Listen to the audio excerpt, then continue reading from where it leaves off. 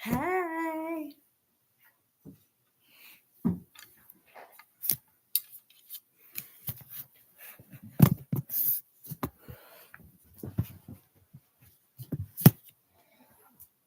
Oh my gosh.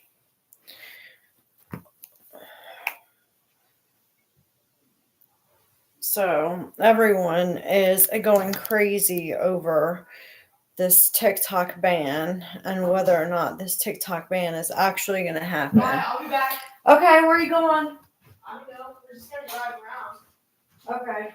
Probably. I don't know. Um, Just drive around.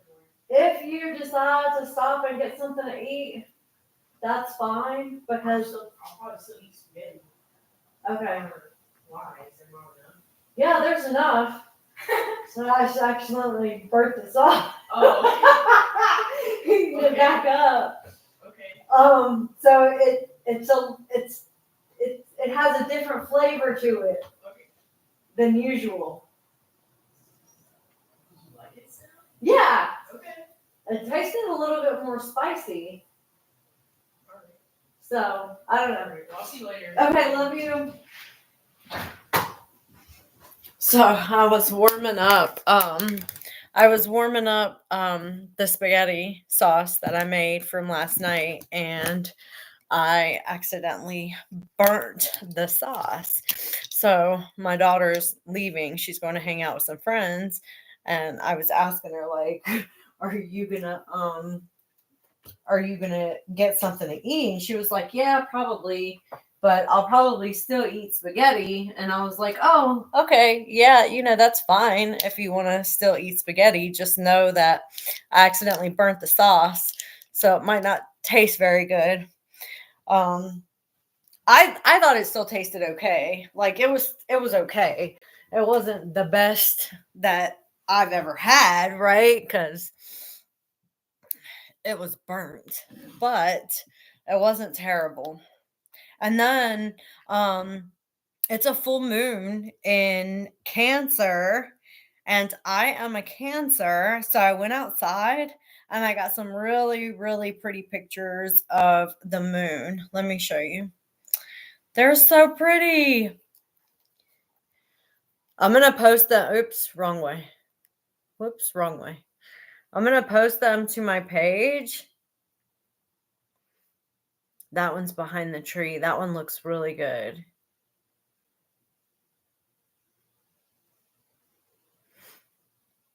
They came out really good. Another one behind the tree. I'm going to go get more after the live is over. But I wanted to go out there now so that I can get pictures of my birthday's 7/5, July the 5th.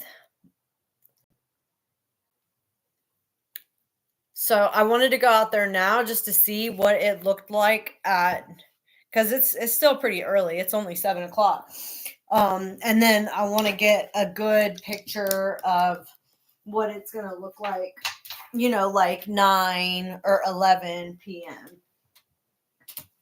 So if you are seeing me on TikTok and you're not sure where to find me if the app gets banned, you can follow me on YouTube because I am on YouTube and TikTok and Instagram and Facebook.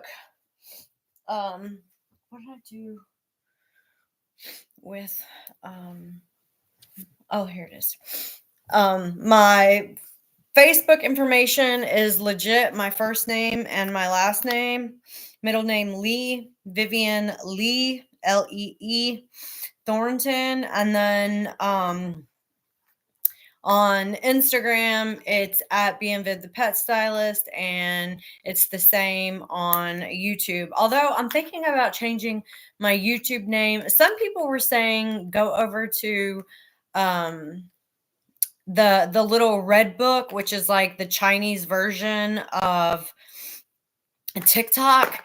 And I was thinking to myself, like, I don't know if I want to do that because they may only be talking about TikTok, banning TikTok right now, but it could essentially be like any Chinese owned or foreign owned app. And if that's the case, then it wouldn't really make sense to go and download another app that's bought and developed in another country, because then that means that you're just going to lose all that information as well. I am on Clapper Gun Show. I am on the Clapper. I did download that the other day, but honestly, it feels like it's like I don't to me it felt gringy and dirty. Yeah, it just felt weird on the Clapper. Like I felt like I was in a 1980s corn video. Like it just felt weird.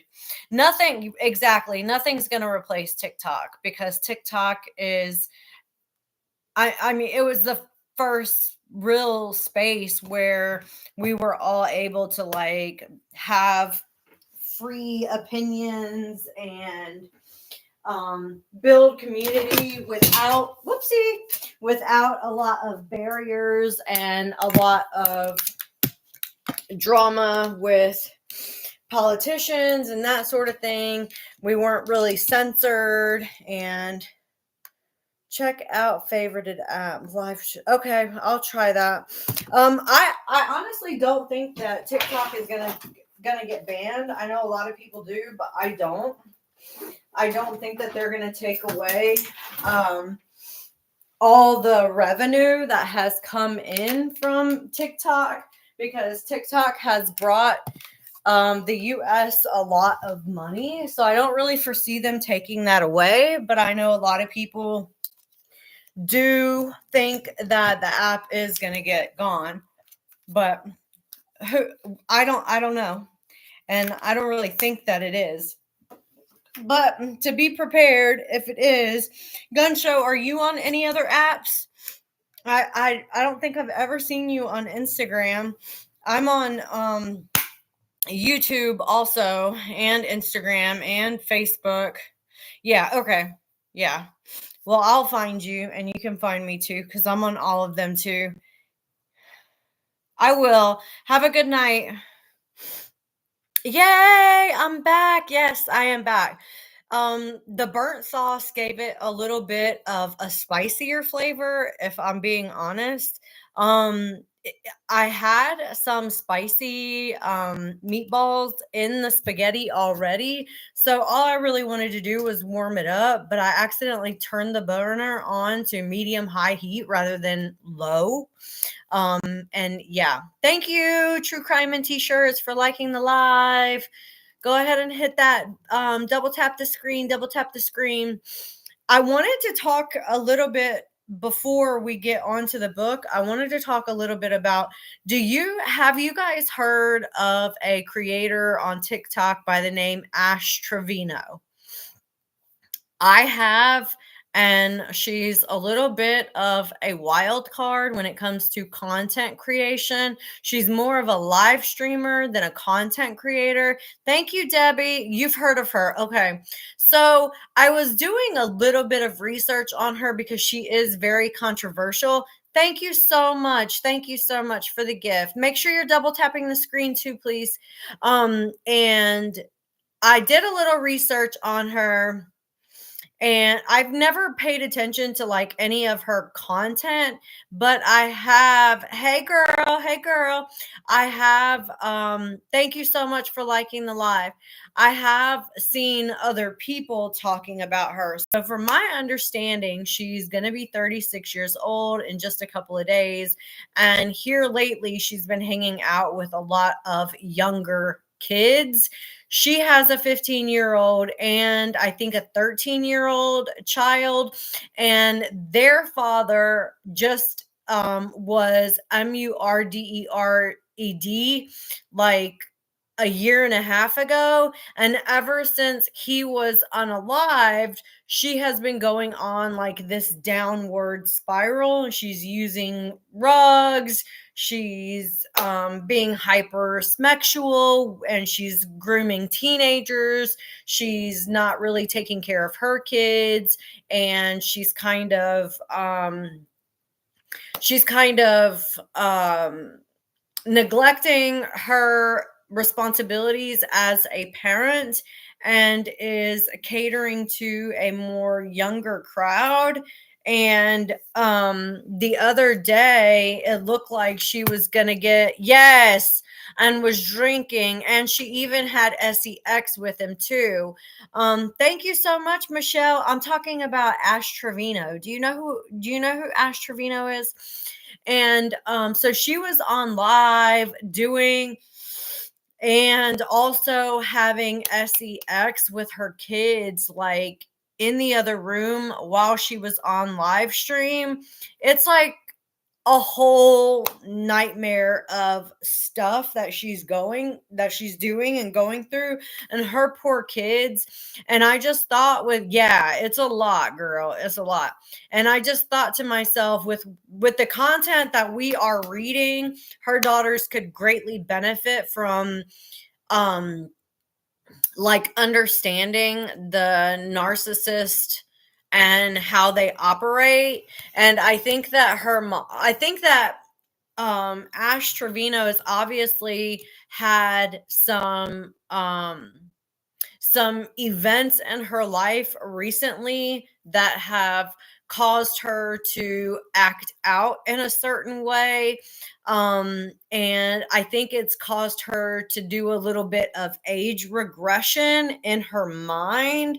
So even though she's getting ready to be 36, I think in her mind she has regressed to age 21, the year when she had her first daughter. And because in her mind she's regressed to that age, she's not thinking like a logical adult parent. She's thinking like a 21-year-old.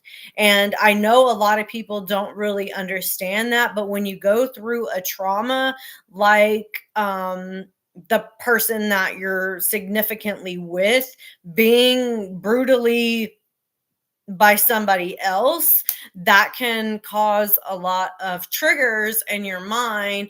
And not to mention everything else that she has going on with the rug use and the sex with the young kids and everything. Like she really, yeah, definitely, Virginia. She really needs to like take a step back and get away from everybody, because like her whole thing is, oh, I'm famous, I'm TikTok famous, blah blah blah blah blah. And she's kind of enjoying the TikTok fame. And hell yeah, like if I was TikTok famous, I would be enjoying it too. Like all the money, all the gifts, all the attention. Like um a lot of people enjoy that kind of thing, and I know I would enjoy it to a certain extent. Just the ability to kind of not have to worry about money, like that aspect for me would be very exciting. To be taken care of by my supporters and people who love and support me, like that idea would be fantastic for me. And I think that she has kind of taken it to like the next level, and she isn't really thinking long term on how her actions are going to affect her children. And I don't know if she was always a narcissist, but the behaviors that she's displaying right now are definitely characteristic traits of a narcissistic mom. And that's why I brought her up, because that's what we're talking about. And I didn't know if anyone else kind of knew who she was and could like pinpoint some of the things that she's done and is doing, um and why that behavior is happening with narcissists, why it happens with them. Definitely you've reported her a couple of times. Oh, Debbie, thank you for the gifts. 21 is definitely too young to have a child, and that's why I think that because of her children's father being brutally unalived, I think that took her, it regressed her in age mentally, and it caused some post-traumatic stress to happen, and it's taken her back to a time when in her mind she's not a mother, she's not really a mother. Yes, she knows that, like, she can see that she has her kids in front of her, but in her mind she's 21 and she's not a parent. She wants to have fun. She wants to enjoy being out with all of her friends without any responsibilities, sleeping till 2 o'clock. Hey, Val, sleeping till 2 o'clock in the afternoon and, using all kinds of substances and being the it girl at the parties, because she probably didn't get to experience that whenever she was that age, because she actually had a kid to take care of.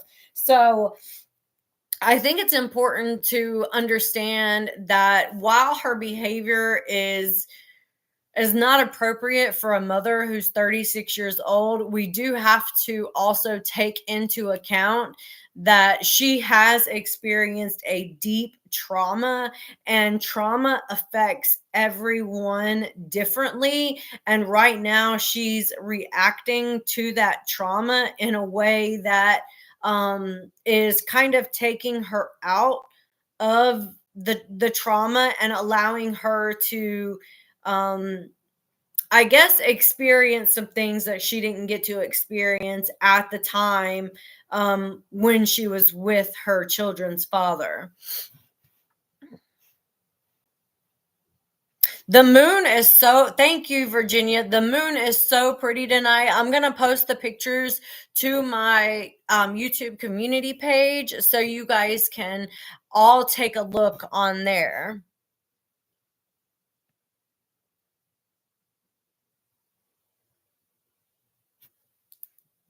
Thank you, Virginia, for following me on Instagram and on YouTube. Oh, wow. I'm glad to hear that. I've always been able to give you really good advice by reaching out to you and personally having a connection with you. I do try to be and connect with everyone personally, because I want you all to know that we're like, even though we're not in a room together sitting next to each other, we are like friends. And I don't consider you guys as followers. I would consider you all as friends. And that's important for me, because I think the word follower is, to me, it's weird. I just think that it's like, it's not the right way to describe people who support you. Um, I know that whenever you have like, um, what are they called? Cult leaders. That's what cult leaders call their supporters. They call them followers. But I don't want that kind of association. I am not a cult leader. I think we're all friends, and we're all able to sit down and communicate with one another on a human level and learn and grow from everyone that is in our circle.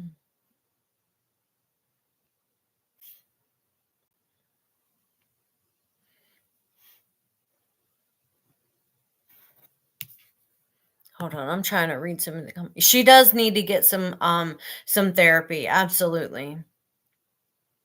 How do you find my community page? Good question. So, if you are on a mobile device, let me show you what it would look like on the mobile device. So, if you are on the mobile device and you are on your YouTube home screen, this is what the YouTube home screen looks like.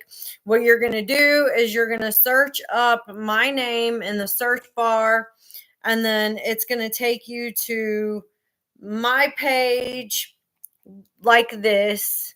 And then if you scroll over to where it says community at the very end, right here, that's where you can see everything on the community page. And these are just different things that I post on the community page, like updates and that sort of thing. The moon looks so pretty tonight. And I'm going to post more pictures. I did get some, but I'm going to post more after we get off the live cuz I want to be able to go like where there's not any street lights so I can get a really good picture of it. I do, Virginia. I do still have a website with dog grooming courses. It's been a while since I've really talked about my dog grooming courses because with everybody's financial situation, nobody was really asking about them, and I honestly kind of felt like maybe I shouldn't be promoting this when people can barely afford groceries. Like I didn't feel I don't know. I kind of, while I understand that the course is like teaching you how to do something, to me, it felt like um, asking for people to pay for something like that when a lot of people can't even afford food was asking a little bit too much. So I quit promoting it so that um, I could focus on other things. And so everyone else, can focus on the things that they need to focus on. But I do still have them. They are still up and running. I haven't had any enrollments since probably June of last year. So it's been a while. And I think that that's mainly because everyone is struggling. I mean, there's a lot of people out there struggling, and the people that have access to unlimited resources don't need a dog grooming course because they can hire somebody to do the grooming for them. You know what I mean?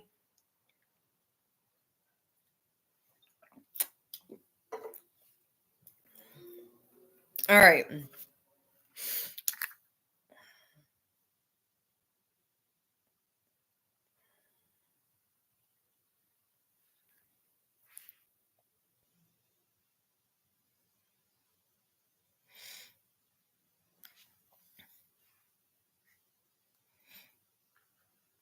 Thank you, Virginia. It's stressful out there. And I can make money by grooming dogs. And I have offered like the virtual sessions, like where I'm like one on one live with someone, helping them in that situation. And I have had some people sign up for that.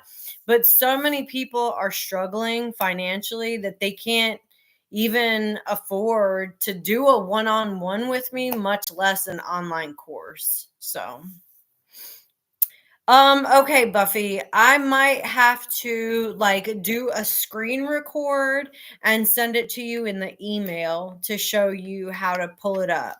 I know if you go into the search bar, did you search my name? Thank you, Cambria. If not, it's okay. I'll do a screen record and I can always help you find me and find the community page. If you're following me, though, you should be able to click on, say, for instance, they are looking a lot better, right? They feel pretty good. They still feel a little lumpy. But they're feeling pretty good. They're not sore anymore. Um, they're not sore anymore, and you can start to see that the swelling's going down a little bit. I'm really happy with them so far. I don't know how families afford fast food either. I literally cook every single day. Um, at home. And if I don't cook every single day, I make enough food one night to last us two dinners. And then, so usually I'll cook like 4 nights a week. And what's like last night, I cooked spaghetti. So spaghetti will last us last night dinner and tonight's dinner. And then tomorrow I'll cook something and that'll last for 2 nights, and then I'll cook something the next day and that'll last for 2 nights. Everything I make is enough to feed us three people twice because eating out is just too expensive. I think last month we probably ate out maybe 3 times throughout the entire month.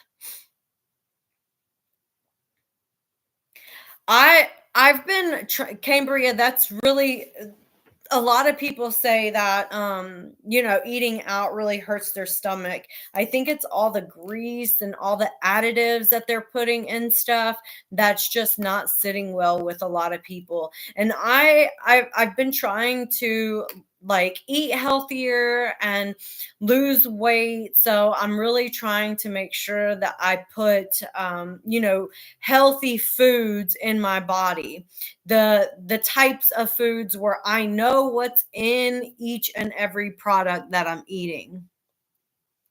It isn't that great. Like, I think the last time I had McDonald's was when I was homeless 5 years ago.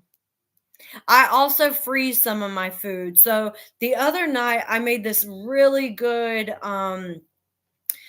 sausage and pasta dinner, and there was enough left over for me to freeze 2 servings of it. So I put that in the freezer. And then I also made like lemon pepper chicken and rice, and that was really good. But because I only made 4 pieces of chicken, I had a lot of rice left over and not any chicken. That was enough for us to eat for a couple of nights, but I had a lot of rice left over. So I ended up freezing the rice and I can use that rice for like another meal. But I always try to make the most out of every single meal that we have because everything is so expensive that I don't want to waste anything. You know what I mean? I'm not an organic person either. I don't necessarily think that you need to eat everything organic. I think that if you make everything yourself, at least you know the ingredients that you're putting in your body. You know what it like not eating any processed foods, that kind of thing. And I haven't eaten any processed foods in a while. Most everything that I'm eating is because I'm making it.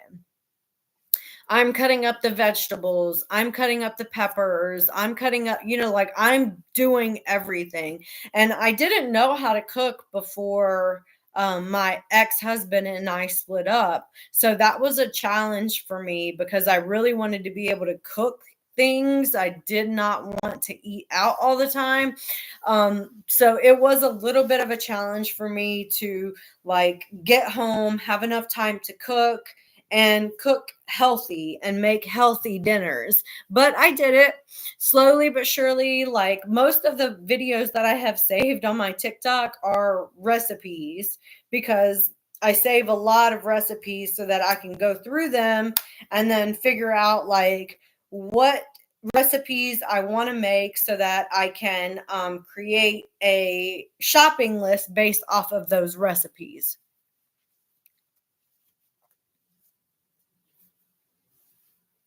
Prices do need to come down. They absolutely do.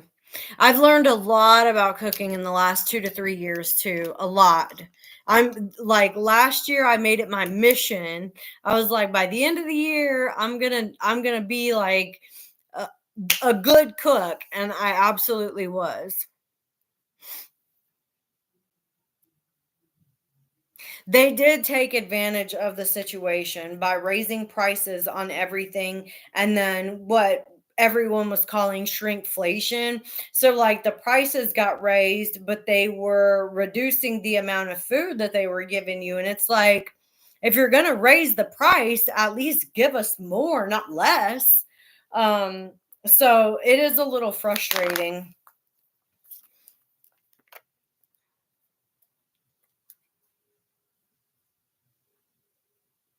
That's good, Kathleen. My stepdad was okay. Not great, but he was okay.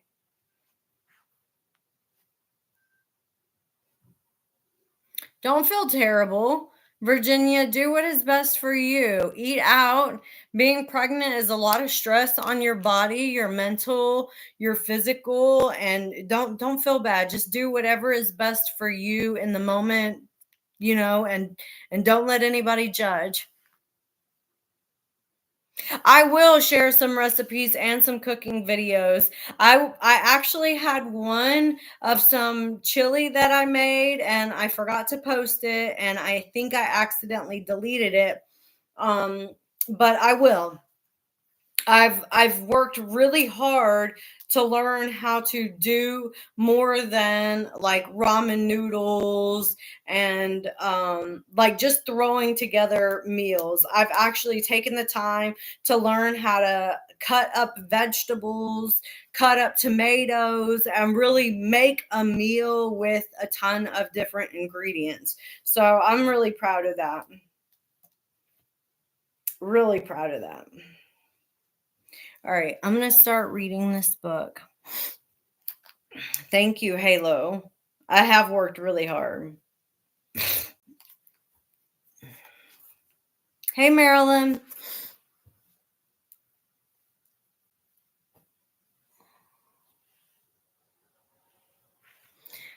I wish I could say that, but there are times when I have work and I'm so busy. In the wintertime, it's not that bad because honestly, I'm lucky to have like 3 to 4 dogs a day.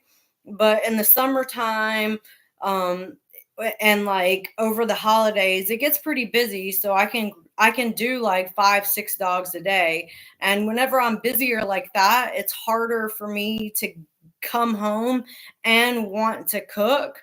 So sometimes I do have to end up eating out, but I try not to eat out more than once a week, more than once. And my kids both work. So, like, if I don't feel like cooking, I'll eat something here, and they can always. My daughter works at Chipotle, so she'll eat something at work, and my son can always get something when he's at work too. Oh, thank you so much for the gift. My totally real name. Thank you so much. That was so kind. So, yeah. Tomorrow, I'm not sure what I'm going to make, but maybe I'll record it so we can do some recipe stuff.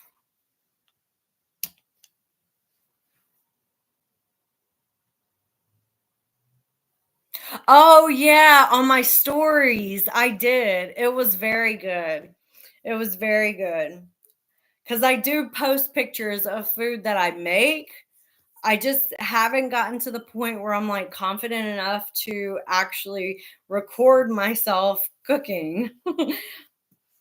Cuz whenever I'm cooking, I like I guess I have a hard time focusing on what I'm doing and then like also talking, you know what I mean? You know how some people will record all the video without really talking and then they do the voiceover?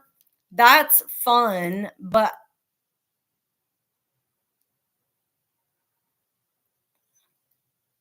I absolutely ask whatever question you want. Hey, Mama Yaya. Um, so I'm not really great at the um I guess the speakovers or the voiceover type content.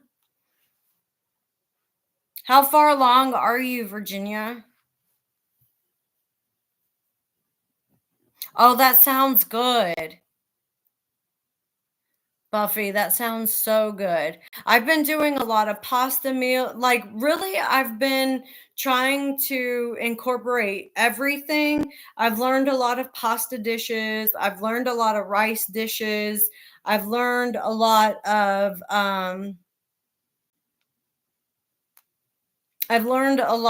like crock pot dishes, one pot dishes.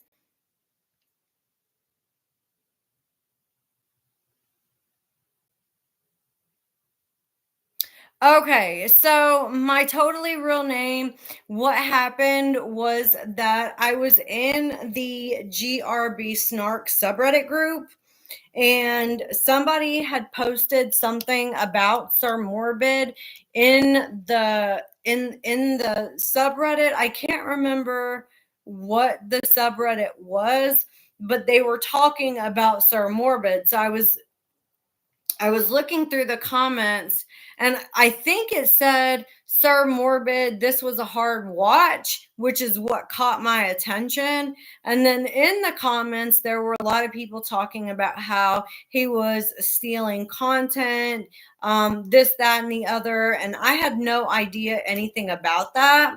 And so I commented that I had heard.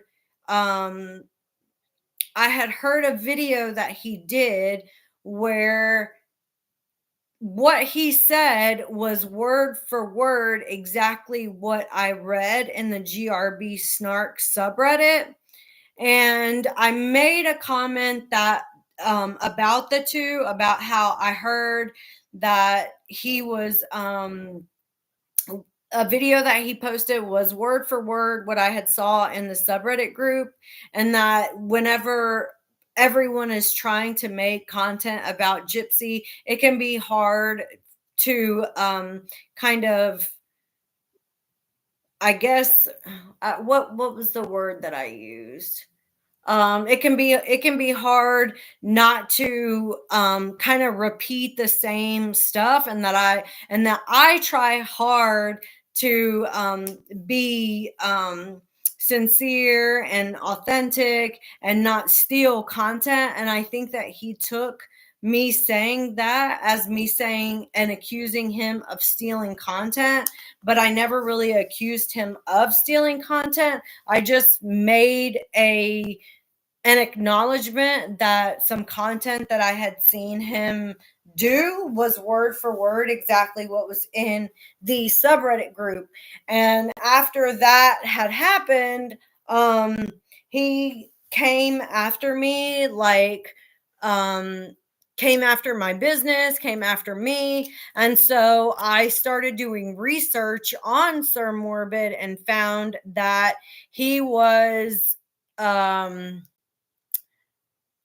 he was being really inappropriate with children online. He was making inappropriate and abusive comments towards women over his like telephone radio show. He was making inappropriate comments to the people that were calling in. Yeah. And so I made a video about that, and then he counteracted by going on a crusade to try to assassinate my character, assassinate my business, and all these different things. So I had to essentially, yeah, it was definitely out after what he did to me, not before. So I had to get a cease and like create my own cease and desist because he was bullying me and harassing me on his live show. Like one night he talked about me literally for over an hour, just bullying me for an hour on his live stream. And somebody had sent it to me and they were like, "Do you know about this?" And I had no idea that he even had a problem with me. So I had like there was a lot of different things that happened. And I emailed him and I was like, "Look, I didn't even know that you had a problem with me. If this is about the post that I made in the GRB Snark subreddit group, like, I didn't accuse you of doing anything. I just said that the content was word for word. And no, I did not see that, Beatnik. And I asked him, like, if he had a problem, could we try to resolve the problem between him and I rather than doing it online? And he refused to communicate with me, and then repeatedly went with the character assassination on his platform. And so I just I stayed quiet. I didn't retaliate.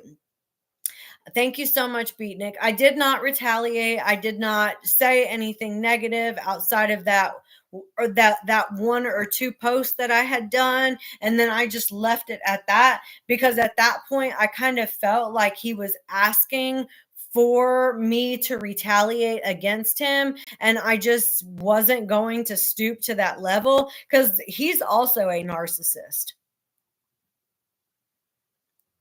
Yes, and he definitely fueled his audience to come and troll me. For weeks, I was being trolled by his audience. Some of them still comment now, but it's not as bad as it was whenever everything was going on. And he tries to portray himself to be a good person, but he's probably as big of a narcissist as Gypsy is. I did feel attacked by his audience, um and I also felt attacked by him, and the reason why I feel like I was attacked was because I tried to communicate with him privately to resolve the issue, and he chose, instead to communicate with me privately, he chose to air out his grievances and his frustrations on his live stream, while allowing his commenters and allowing his supporters to bully me and harass me and taunt me and troll me and all of those things. I just felt like that was uncalled for. Like, if you have a problem with me, you don't need to go and air your grievances publicly, especially when I have come to you privately to try to resolve the matter.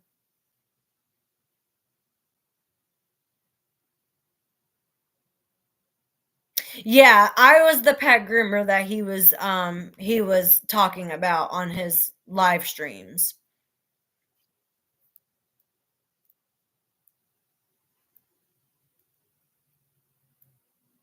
It was I definitely felt it was unnecessary, Virginia.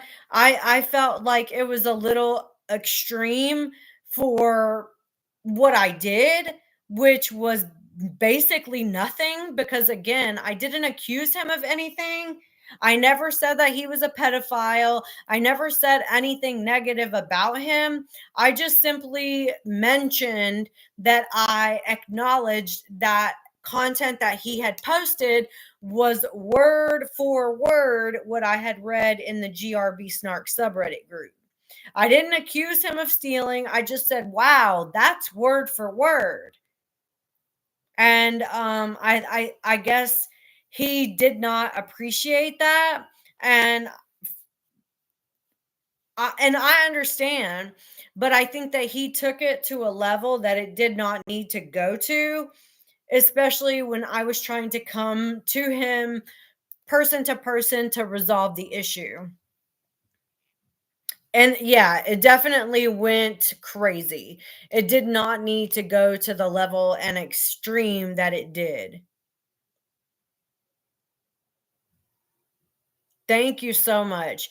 I was trying to be adult, and he wanted to act like a man child throwing a little boy fit. Exactly, like a bully on the playground.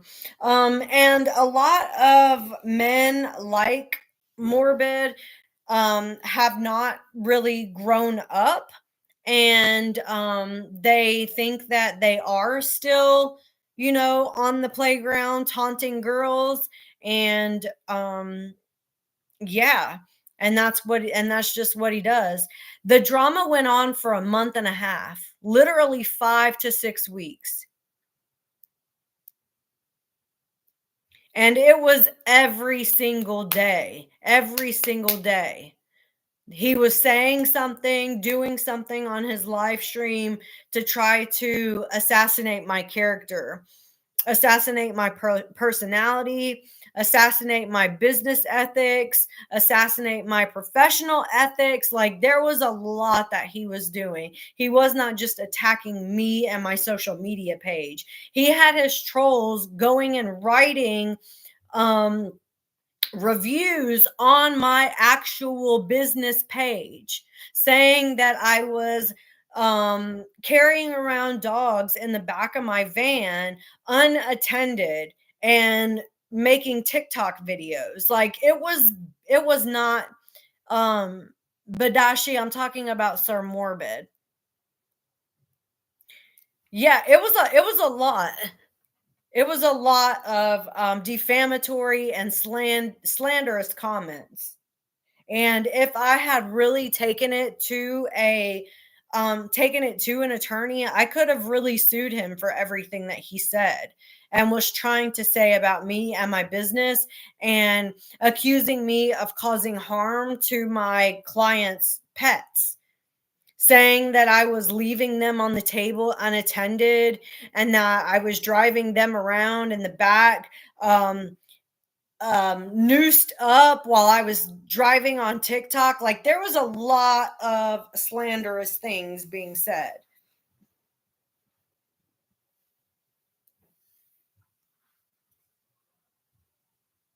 And that's what I didn't understand either, Beatnik, because he doesn't have a job. And I don't think that he understands like what it takes to actually run a successful dog grooming business.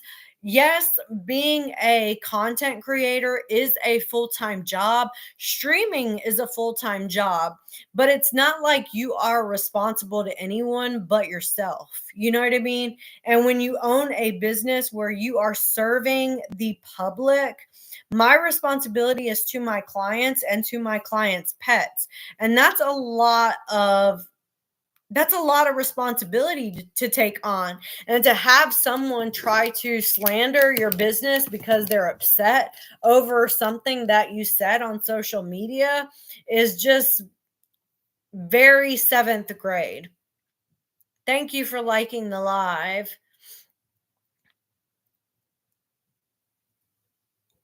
And so what happened was I went on Morbid's panel one time in regards to like talking about the work that I was doing with trying to expose Gypsy, and so I went on his live, and during the live, while I was on it, he asked me about Dreamer. I don't know if any of you are familiar with Dreamer Craft Corner, but she's one of Gypsy's biggest supporters. And he asked me about her while we were on the live stream together. And when he asked me about her, he was like, has this person followed you? Has she commented? And I said that she had, because she had, and that I had replied to a couple of her videos. And then after I said yes, him and the rest of his panel went on a tirade where they were like bullying Dreamer while I was on the live with them. And that made me extremely uncomfortable. So instead of chiming in to like bully her with them, I excused myself off of the live, said that I had to go. And after that point, I was like, I'm not going to be in support of this, because I am not going to sit around and like bully people online about their looks, about what they post, this, that, and the other.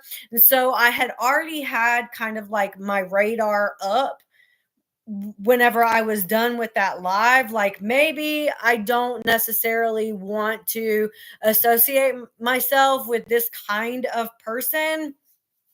Thank you, Beatnik.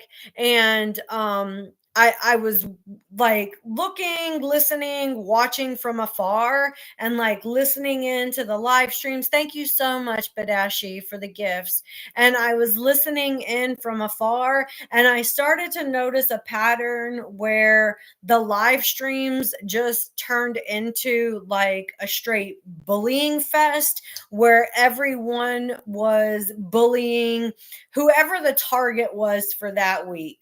There were several weeks in a row where it was me. There were several weeks in a row where it was, Gypsy, because that's the main creator that they were talking about. And then they started bullying other creators. It went from bullying me to bullying Fancy to bullying Naomi to bullying Phoenix. And I also did not appreciate when Nina got up on Morbid's panel and was straight verbally attacking Phoenix and would not even let Phoenix explorers, I think that's what she goes by, would not even allow her to talk. And they were just like all ganging up on her, and I was like, yeah, I don't want to have anything to do with any of this.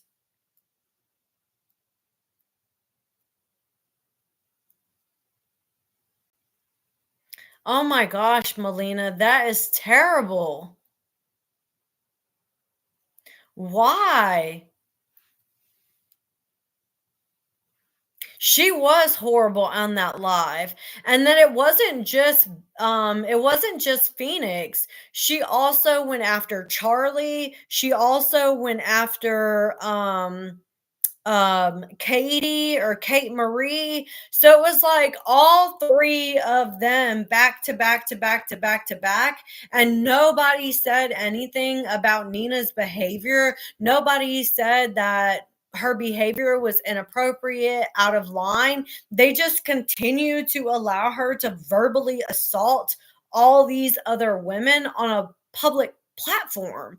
And I just felt like that was extremely inappropriate, and I didn't want to have anything to do with them.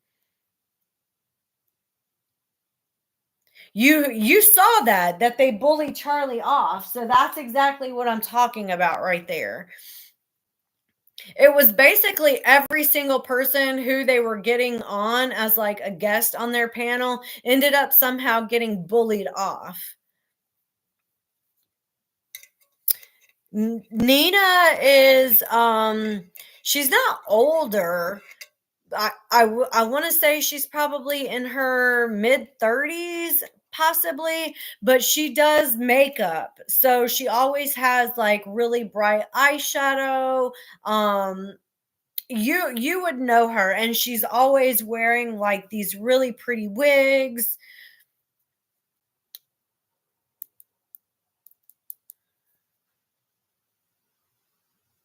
I felt like it was middle school bullying all in one place.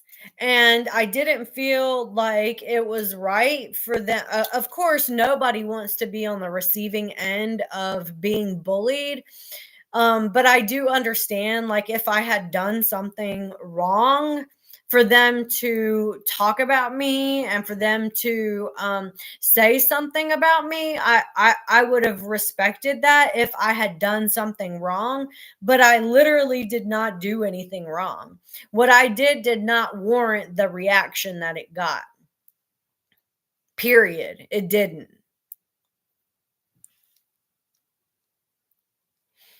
And he does. And they all do. They all get up on his panel and they talk about everyone else's appearance. And I'm not okay with that. Some things people cannot help. They cannot help what they look like. They cannot help, if they have a few extra pounds on them. They cannot help if they're, overly skinny. There's certain things that you cannot help, and being bullied about it, and then not only bullied by one person, you're being bullied by a group of people, and it feels like an attack, like a straight up attack, and it does not feel nice, I can tell you that.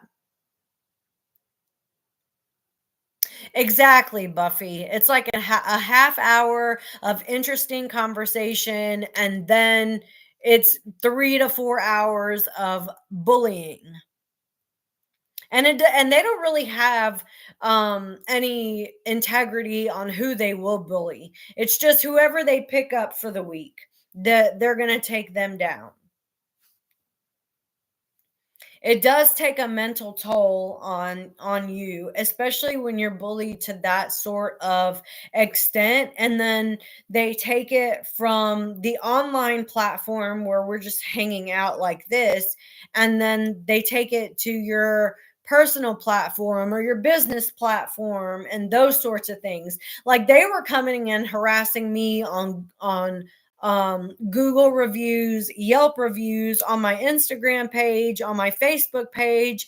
They were literally harassing me everywhere. It was a little uncalled for. And I was definitely trying to not let it affect me by not, yes, all while calling it satire. It's abusive behavior disguised as comedy, and it's not comedy. Abuse is abuse.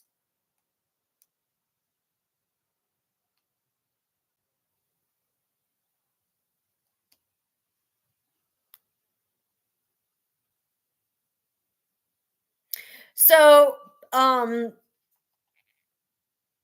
I don't know what you mean by he would call me out and then all my business views. Yes, it wasn't just my business views. Like they were calling me out because I was going live while I was grooming the dogs. And they were saying that I didn't have permission and that I was being abusive to the animals. And they were making up false accusations about me being abusive to the animals that I was in care of. Yeah. Bullying is not satire, abuse is not satire, verbal abuse and assault is not satire. A lot of narcissists like to hide their abuse behind comedy, satire, etc.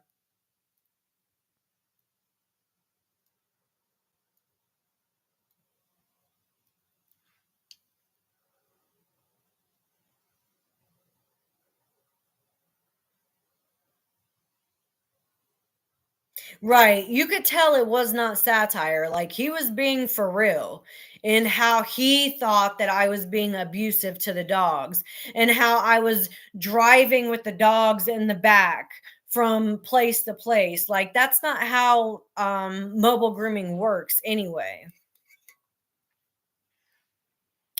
He did. He ganged up on me. Starlight ganged up on me, so I ended up blocking every single one of them. Like I blocked all of them. He was trying to hurt me, but I didn't allow it to affect me. I just kept sending him cease and desist after cease and desist to let him know that I wasn't playing around and to quit mentioning me and my business on his live streams. And then he eventually did.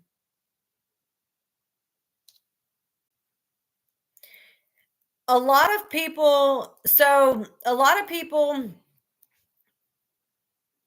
yeah.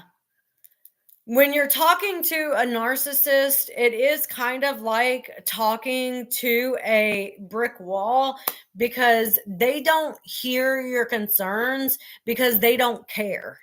Like, there are certain people who care about other people and they care about other people's feelings and they show concern and compassion and those sorts of things. But narcissists don't have the ability to do that.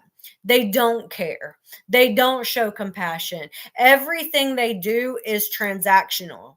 So if a narcissist is doing something nice for you, it's because they want something in return. They're not doing it out of the kindness of their heart. It's used as either leverage or because they want something from you later on. Everything is transactional. So it's if I was a narcissist and I bought you something, I'd be like, "Oh my gosh, you don't remember when I did this and this for you and this for you?" It's like a way for the narcissist to say, "Excuse all my bad behavior because I did this one nice thing for you 5 years ago." Yeah, they want to hold it over your head for the rest of your life. Like you should be forever grateful for this one nice thing that they did for you 10 years ago. Like what? Hey Zoe, I try to be the bigger person for sure. I definitely do. It's not always easy. And sometimes I don't want to be the bigger person. Sometimes I want to lash out just like them. But you know what? It doesn't do any good for me to retaliate and continue the battle going back and forth because the narcissist feeds off of your attention. So if you cut off the source of supply, and don't give them any attention, you are essentially, cutting them off. And you're telling them that they're not important to you.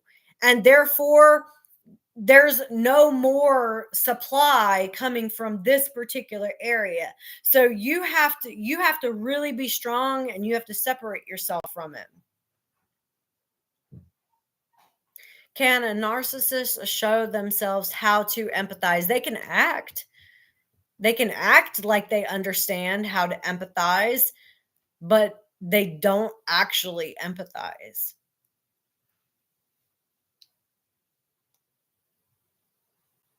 Yeah, it's old news. I think this all happened in maybe October, maybe September. I'm not really sure.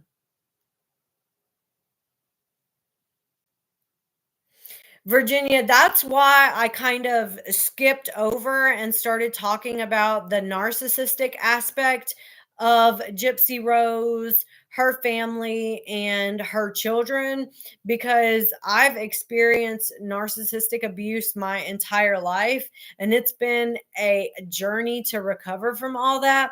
So I figured that if I was recovering from it, that there are a lot of other people's that might not know what it is and might need help understanding what type of relationship that they are in so that they can acknowledge what's going on, um try to change what's going on, and then try to learn so that it doesn't happen again.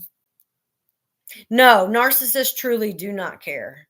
They have absolutely no empathy. They don't what they because everything is transactional, they view those transactions as care, love, attention, etc. But outside of the transactions, they don't actually understand what true compassion, empathy, and all those things actually are. They don't. Kathleen, it definitely would have been a court case. Like if he had kept going and he did not stop, I would have had to have taken him to court because he was defaming my business, not just me personally. There's so much that even I didn't know when I started researching this whole narcissism and abuse and all that. Like I didn't know a lot about it. And I really wanted to take the time to learn because I couldn't understand why I kept attracting the same type of abusive personality into my life. And I had to do some introspection and be like, well, if I am attracting this type of person, then there must be something with me that I'm not or haven't worked on that keeps bringing this person to me. And it wasn't easy to do that self introspective work because nobody wants to look at themselves and see what's wrong with them. You know, we get told by everyone around us what's wrong with us. So to look at yourself in the mirror and say, okay, I have a problem and this is what I need to work on in order to reduce this situation from happening again, it definitely takes a little bit of work.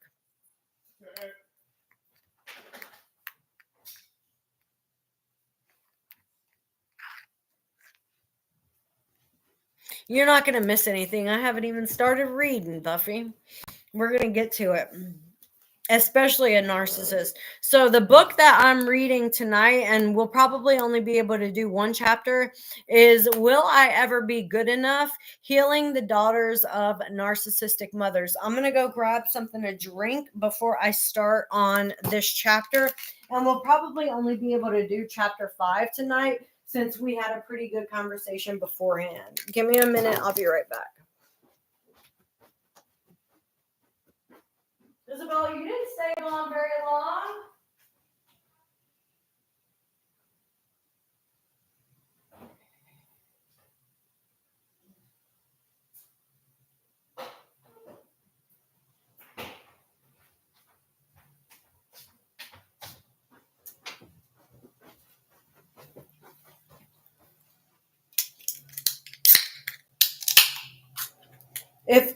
Excuse me, if you're interested in hearing the other 4 chapters prior to this chapter, they are linked on my YouTube page. So you can listen to the book and learn some things. But I think that this chapter is going to be pretty informative and educational as well.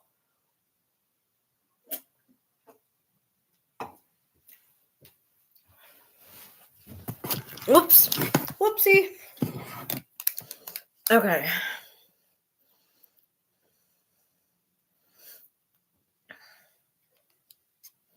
All right. Thank you so much for the gifts, you guys. That's so sweet. All right. So this chapter is called Image is Everything. And it says, put a smile on that pretty little face. Haven't we all heard that? Image was all that mattered to Mom. She was obsessed with appearance right up until she died at age 54 from complications during a liposuction. Joni, age 45. Now, sometimes whenever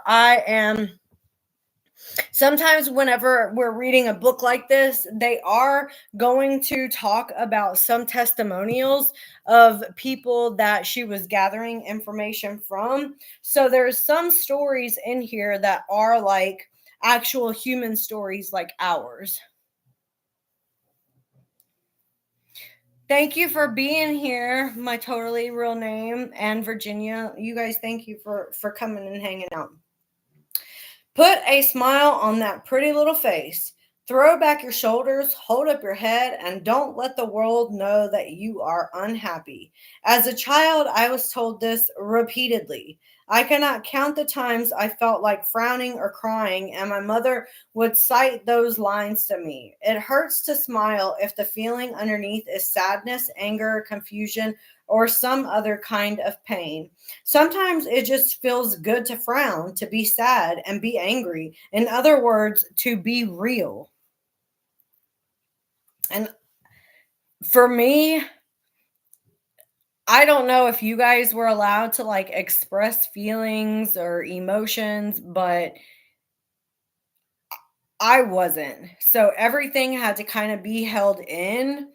So there were times where I would go like into the woods, and if I was sad or upset or anything like that, like I would go into the woods behind my apartments, and I would just go in there and I would just scream as loud as I wanted to. Or I would grab my pillow and I would just scream into the pillow because I just wanted to let it out. But when you're dealing with a narcissistic parent, you're not really allowed to do that.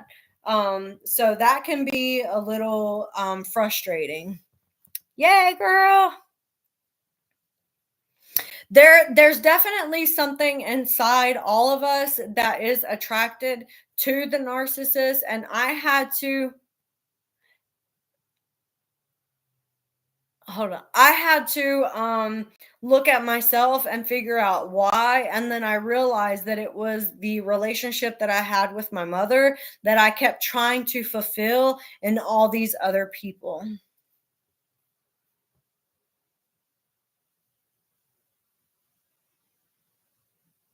I know that feeling too, Marilyn. A lot of people say, "Oh, you look so good without makeup," but I like wearing makeup. Yes, you can never be seen unless you're put together. And like when I go out of the house now, there's times where I'll go out of the house unput together, which is fine. I'll go to the grocery store in my pajamas, no makeup on, and that's okay for me. But whenever I'm working, I do try to look put together and professional because people respect you differently when you look professionally, especially in a professional environment. Oh, Zoe, thank you. So, Buffy, it might be that the first narcissistic relationship in your life may have either been from your mother or from your father. And that pattern of the unresolvedness of that relationship is what you keep seeking in all your other romantic relationships. And that's why you keep attracting the narcissist. So, it's not necessarily something wrong with you, it's something that you're trying to resolve. Does that make sense? And because you're trying to resolve that issue, you're continuously attracting people who are who who are like the person that you are trying to resolve the issue with, because with that person, that issue is unresolved. So you're attracting people who are exactly like this person in a continual cycle to resolve the issue that you started with over here.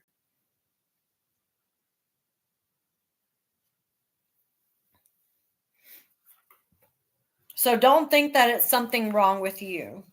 It's something that you were missing from your first relationship, your formative relationship that you're trying to find in all these other ones that you're not getting. Daughters of narcissistic mothers are told plainly in words or by their mother's example, how you look is more important than who you are or how you feel. The image message has, I don't know. The image message has little to do with healthy selfhood. It springs from the internal insecurity and fragile ego of the narcissistic mother.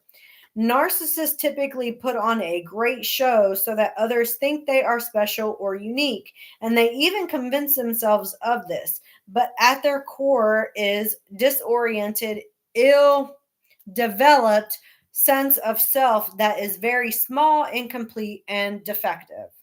Our culture's materialism, advanced technology, and material wealth reinforce the importance of image and presentation for everyone, but women are subjected to it more constantly and more vulnerable to persistent cultural ideals of thinness, fitness, and perfection. Daughters of narcissistic mothers are not only pressured by the culture, they're also pressured by their mother's ceaseless messages about maintaining a perfect image. For us, it is a double whammy. These combined forces present a tremendous challenge for the girl or woman trying to be her own person. Below, we will discuss the image messages we get from mother and then see how our narcissistic culture frosts the cake with lavish reinforcement. Projecting the right image, maternal reflections. In Postcards from the Edge, the movie based on Carrie Fisher's semi autobiographical novel, the mother, Shirley MacLaine, is ill and in the hospital. All she worries about is her hair and makeup, and she tells her daughter that she does not want to be buried without her eyebrows. Her daughter, Meryl Streep, explains the family to a doctor this way: "We're designed more for public than private. The women I've treated and interviewed agree. Image is what mother wants the world to see about her, and she expects her daughter to polish that image further and carry it for the family into the world. But most daughters are overpowered by this expectation. They can't carry their mother's image and they have trouble establishing their own." I think this is the biggest thing with daughters of narcissistic mothers, is that we're so focused on being the person that our mother wants us to be that we don't really know who we are at our core, because we're always being a different person for someone else.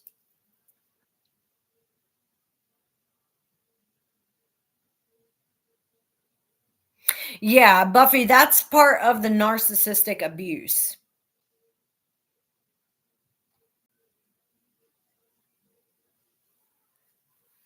Sometimes it only matters to your mom for the outward appearance of perfection. You know what I mean? It's that idea that her family is perfect, with the perfect daughter, with the perfect looks and the perfect figure and the perfect grades and the perfect boyfriend and the perfect school. Like, perfect does not exist.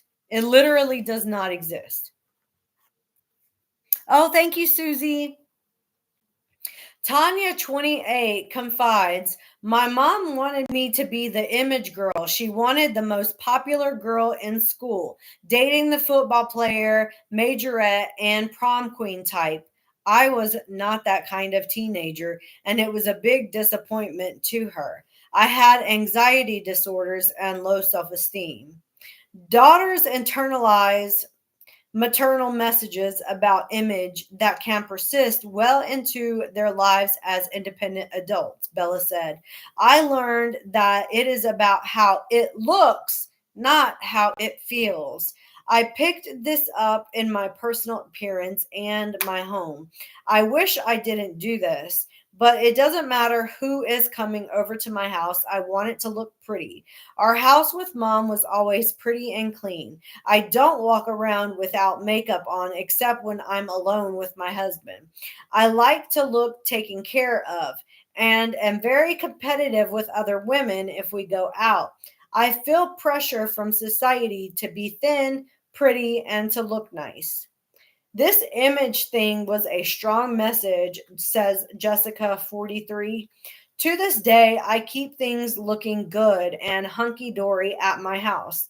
No one in our family knows that my husband and I have any problems. It made me concerned about how I look too. Now I want to have a boob job and I am jealous of other women. When my mother died, she was in a coma for a time," recalls Magda, 55. "The nurses had pulled her hair back in a braid and it looked awful. When she died, I went over to the mortuary and saw her body. She still had this stupid braid. My dad had dressed her appropriately, but that braid. All I could think of was she wouldn't be caught DEAD with her hair like that, but she was, in fact, in the mortuary with her hair braided. Living up to my mother's expectations sometimes requires surrendering personal choice.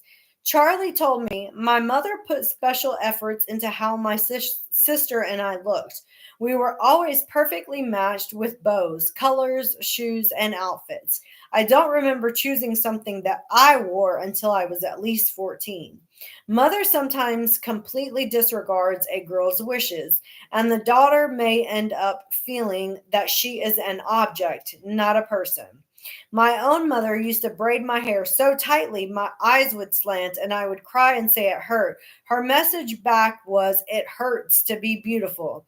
I still don't know what that really means. Does it mean that if I don't look a certain way, I won't be successful, accepted, or loved? And that to look the accepted way, it has to hurt?" What a disturbing worldview that was. The endless focus on beauty can become exhausting. Trisha, 34, says, there was always the looks issue. My mother would always pull my bangs off my face and say, look at her face.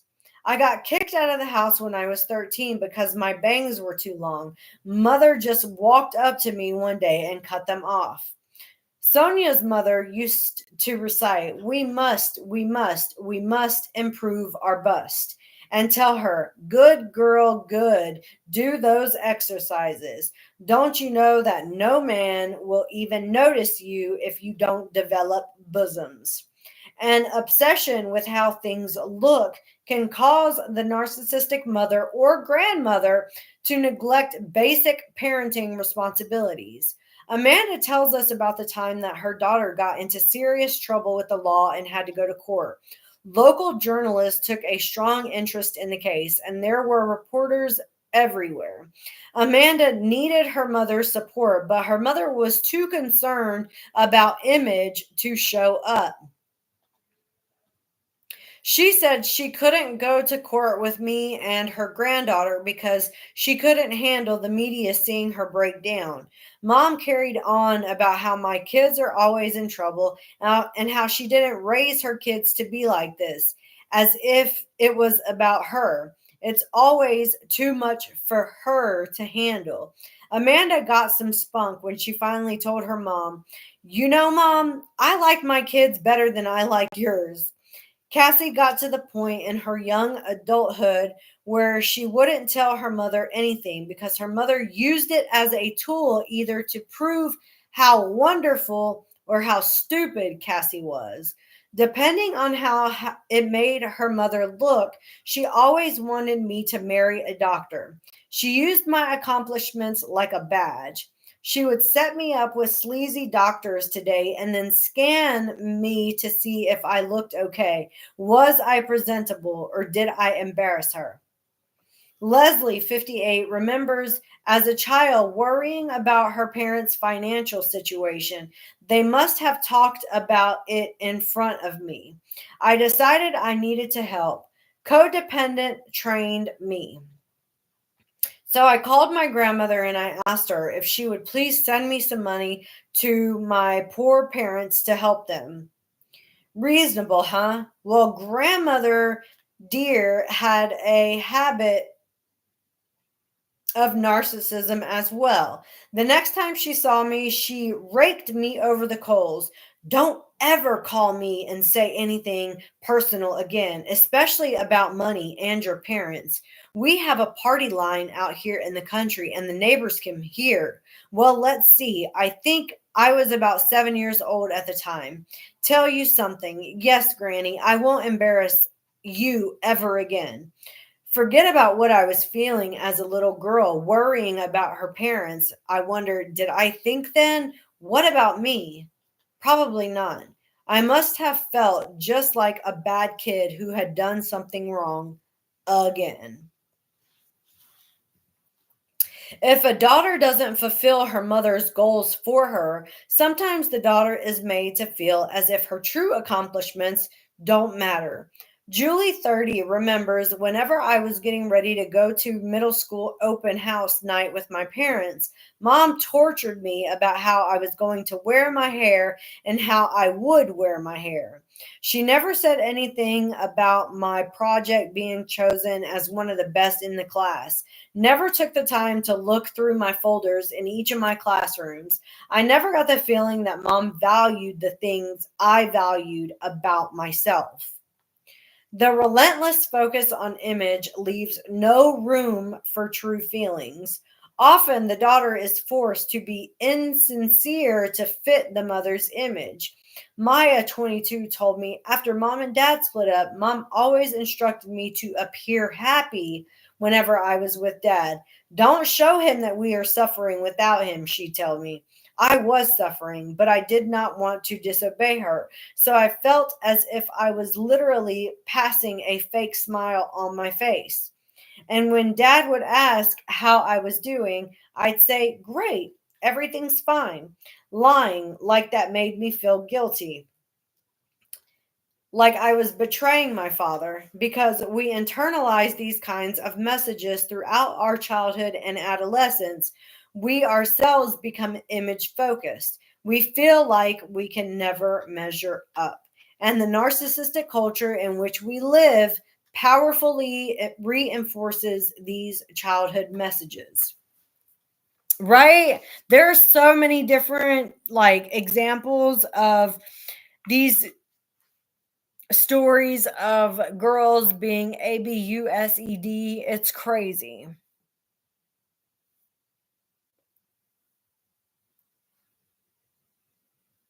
Go get comfy. We're reading, so you can just like chill, put on your house coat, get a blanket, put on a fire, like do what you do, girl. We don't care. Be who you want to be right now. Right? My totally real name. Like, there's a lot of really crazy stories in this book that just, thank you. There's a lot of crazy stories in this book that kind of help you relate to what it was that you probably were going through when you were growing up, to kind of help you. Ooh, electric blanket. I forgot I had that. I do. From when I was homeless, I still have the electric blanket that I used when I was sleeping in a tent. It's in the closet. I don't know where the plug is, though. I'm glad everybody's enjoying the book. If there's something that you relate to, don't, if you want to talk about it, feel free to talk about it. But if you don't want to talk about it, you don't have to. You can just double tap the screen to let me know that you're relating to whatever it is that I'm reading. Projecting the right image, cultural reflections. That's good. My mom couldn't control me either, but she definitely did try. I think as daughters of narcissistic mothers, they're able to control you for a certain amount of time in your life. But when you start becoming like a person of your own, it becomes really clear that they're not able to control you as much. And that's when the seesaw act begins to happen.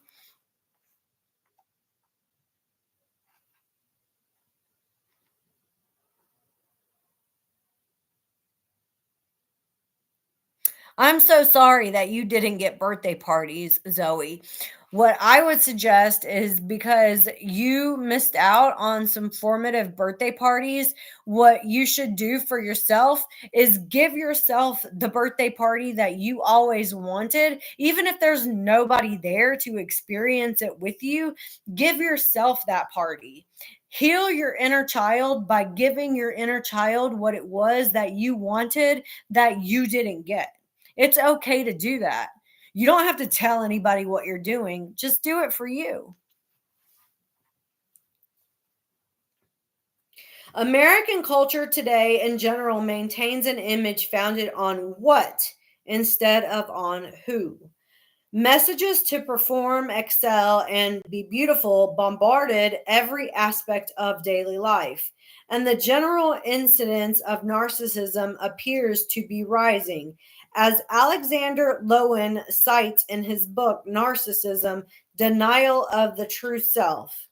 When wealth occupies a higher position than wisdom, when notoriety is admired more than dignity, when success is more important than self respect, the culture itself overvalues image and must be regarded as narcissistic. The strivings of today's youth say it all too well clearly. A USA Today article on Generation Y, ages 18 through 25, states their greatest life goals are to become rich and famous. When you open a celebrity magazine, it's all about the money and being rich and famous. Anything from The Apprentice, where the intro to the show is the money song, to US Weekly magazine, where you see all the celebrities and their $6 million homes. We see reality TV shows with Jessica and Nick living their life.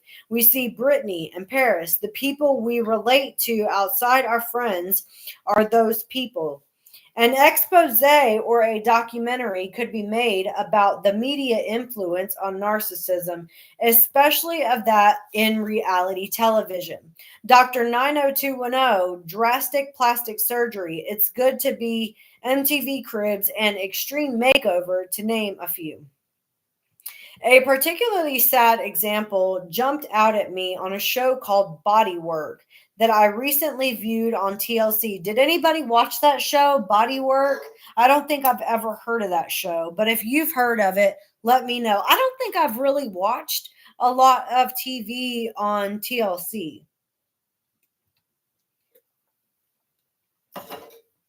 So maybe that's why I haven't heard of it, but if you know that show, let me know. A young girl, maybe 16 years old, was going to a plastic surgeon for a nose job. Her mother had undergone some previous surgeries and Botox treatments from the same doctor. The doctor tells the young girl that she is pretty. She tells him that she may be pretty, but not compared to the other girls at her school. She attends a private school and goes on to say that at her school, nothing but perfection is accepted. Do we want our children to think like this? Do we want our children to be a reflection of this kind of glitter mentality? According to a nationwide study conducted for Girls Inc. called the Supergirl Dilemma, girls as young as 10 feel a lot of pressure to be athletic, pretty, and skinny, plus smart. Almost every woman's magazine on the newsstand is packed with articles on how to look better, how to attract and keep an eligible man, how to be a career success, and even how to raise successful children. But beauty continues to serve as the bedrock. According to the Supergirl Dilemma, the findings point to the expectations that a girl's appearance is still her most important asset. As Audrey Bassett writes in All Made Up, 59% of teen girls are reportedly dissatisfied with their body shape. 66% desire to lose weight, and over half report that the appearance of models in the magazines influence their image of a perfect female body. And some girls are more afraid of becoming fat than they are of a nuclear war, cancer, or losing their parents. The images seen in television, on fashion runways, on television, in magazines, and in the media in general undeniably affect how women feel about themselves. The daughter of a narcissistic mother has to deal with the rampant media obsession with image as well as the warped maternal counsel that appearance is everything. Female respondents in a survey done recently by Duff Corporation said that they felt pressure to be the perfect picture of beauty as depicted by advertisers in our culture. 63% strongly agree that women today are expected to be more attractive than their mother's generation. 60% strongly agree that society expects women to enhance their physical attractiveness. 45% of women feel women who are more beautiful have greater opportunities in life, and more than half strongly agree that physically attractive women are more valued by men. More than 2/3 of women strongly agree that the media and advertising set an unrealistic standard of beauty that most women can't ever achieve. Well over half of all women, 57%, strongly agree that the attributes of female beauty have become very narrowly defined in today's world. According to the Dove study, only 2% of women can describe themselves as beautiful, and 13% are satisfied with their body weight and shape. I have been quite impressed with the Dove gals who allowed themselves to be photographed in their underwear and even in some nude shots, and whom seemed to be breaking free from the cultural yoke of perfectionism. Yet thousands of other women will spend $5,000 to $6,000 to have the flabs on their arms removed. Less invasive methods of retouching can be used with a camera made by Hewlett Packard called Photosmart R927, which has a slimming feature that digitally removes those 10 pounds a camera supposedly tacks on. In some middle and upper middle class families, it was customary for a girl to receive a car for her 16th birthday. Now, in many circles, the coming of age gift is a breast implant. Since some people are willing to pay the big bucks for the look, plastic surgery is exploding. Between 1997 and 2003, the number of cosmetic procedures in America increased by 220%, and teens are increasingly being given breast augmentations as graduation gifts. In 1 year, the number of girls 18 and younger getting breast implants jumped nearly threefold, from 3,872 in 2002 to 11,326 by the next year, 2003. I started trying to offset the media assault for my own daughter when she was only 5 years old by telling her it's what's on the inside that counts. One day, she and her 5 year old playmate were standing in front of a mirror, primping and looking at their hair. Her little friend said, "Aren't we pretty, Megan?" My well informed but too young to understand daughter told her playmate, "My mommy says that it's nice that we are pretty, but it's our guts and our veins that are really important." Okay, perhaps I started a little early, but I was trying to give her an important message for the future. Our guts and our veins. Kids are so cute. They say the damnedest things. Authentic reflections. A young girl absorbs how to be a woman, a wife, a lover, and a friend, and mother from both her mother and her culture. When a healthy, secure mother assists her daughter in managing the cultural onslaught of image messages about celebrity, wealth, and perfect beauty, the daughter gets the correct message that unhealthy womanhood is about who she is, her value system, standards, courage, integrity, inner fortitude, capacity for love and empathy, and her personal mode of conduct. But women who were taught that how they appear is more important than personal feelings, identity, values, and authenticity feel empty. Whenever I heard Tina Turner sing, "What's love got to do with it?" I totally wished myself, I'm sorry, I really wish that the message were, "What's beauty got to do with it?" Love actually has everything to do with our healthy development. In order to recover from this emptiness and image oriented life view, the daughter of a narcissistic mother first has to learn how to tune in to who she is as a person. She begins sorting out the things that make her beautiful and unique and separating herself from inauthentic automatic reactions to people and her environment to which she has become accustomed. Before we begin these important steps of recovery, however, I want you to see how your childhood with a narcissistic mother has affected your decisions about career, relationships, parenting, and your place in this world. Join me, and together we will see some distinct patterns. The next is part two, and it's about how narcissistic mothering affects your entire life. I think that this is going to be a really good section, but I don't think we have enough time. We might.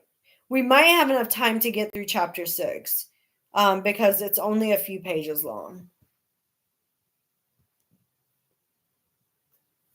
I'm so glad everybody is in the chat just having good conversations. That's a lot of fun. That's exactly why I wanted to do this, so that everybody could, come together and find new people to communicate with, talk about things with. I'm so excited for everyone. It's so great to have a community where you feel comfortable. It is a great book, isn't it, Virginia? And we're only on chapter 6. There are 14 total chapters in the book. So I think it's only going to get better. But this is the beginning of part 2, and it says how narcissistic mothering affects your entire life. In the previous section, we laid out the characteristics and dynamics of maternal narcissism. Now we will look at how these dynamics directly affect your life. Daughters of narcissistic mothers absorb the message, I am valued for what I do rather than for who I am. As we mature, this potent credo can make us act in two wildly different ways, as high achievers and as self-saboteurs. Being raised by a narcissistic mother has far-reaching effects that brand your soul.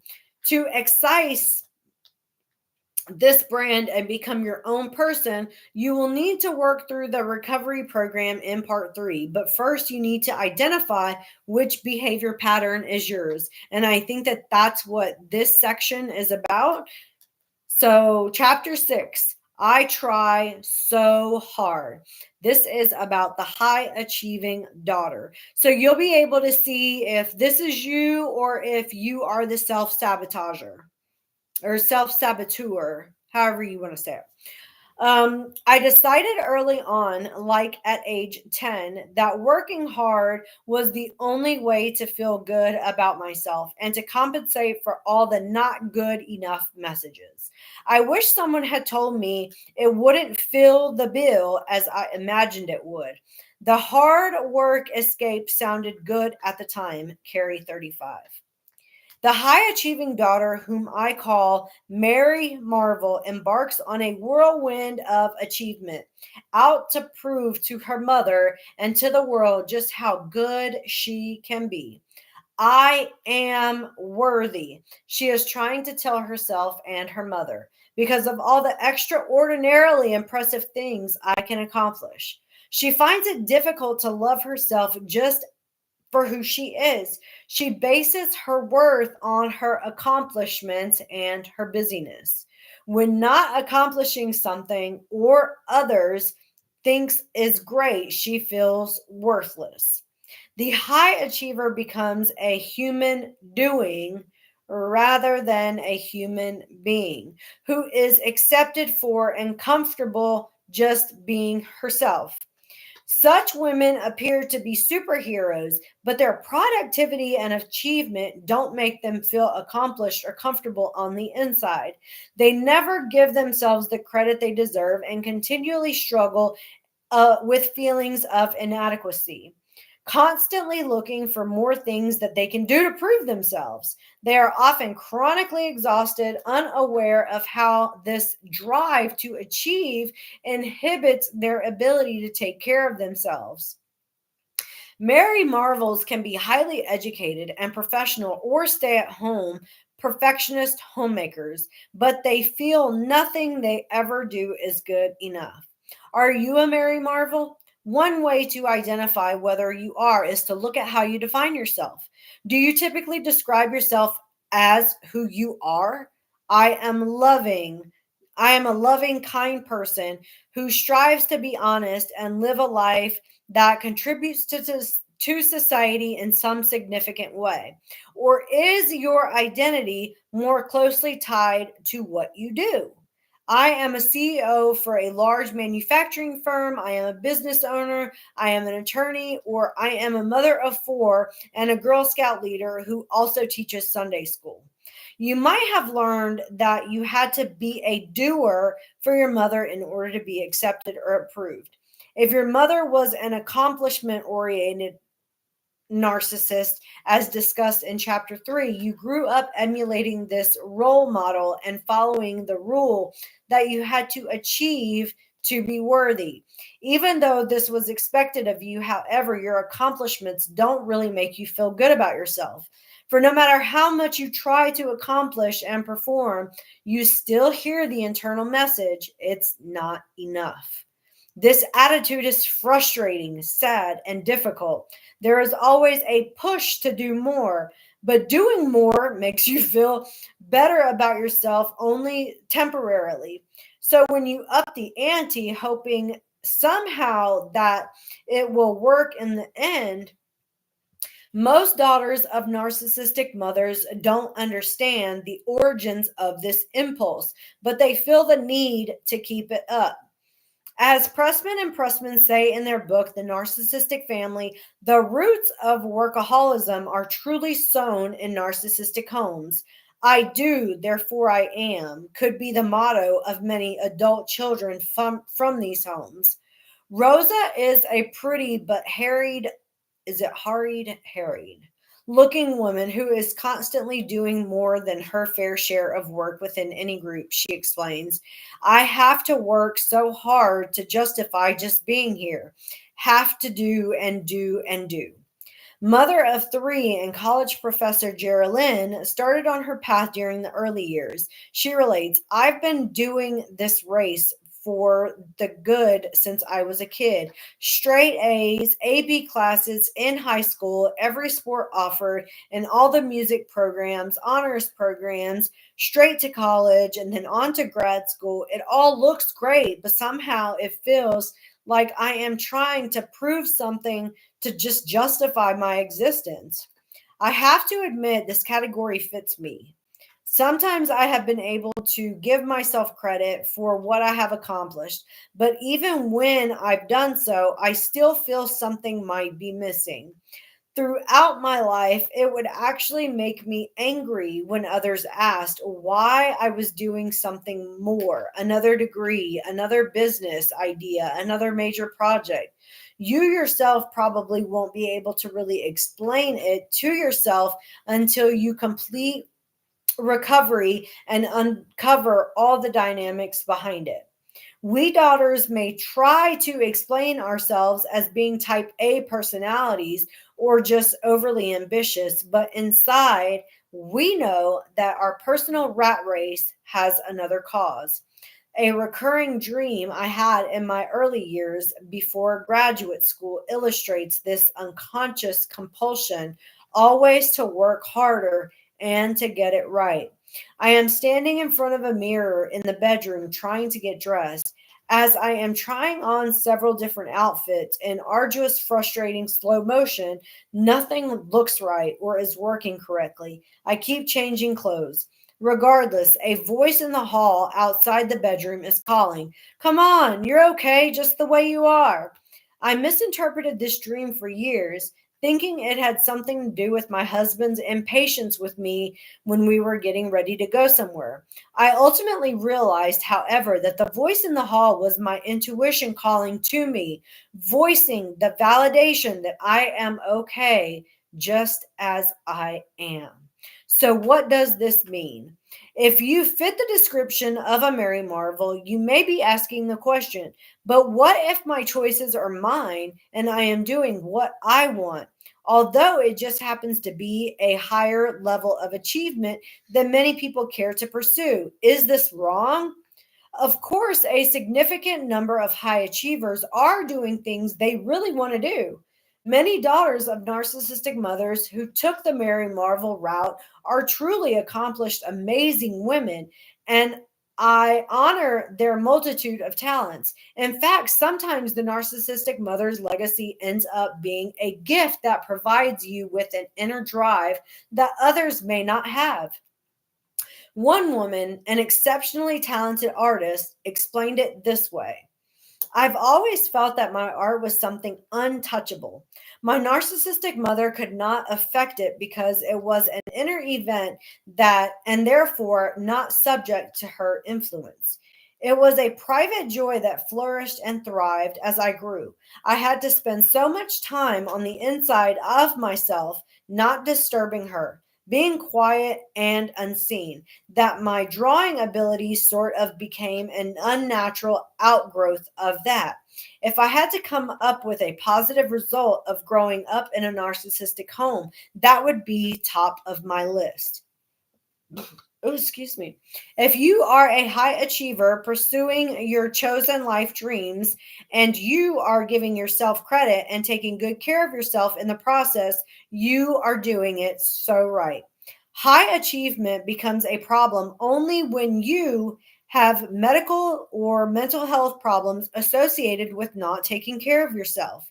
When you seek only validation, external validation, to define your self worth, when you find that you cannot give yourself credit for what you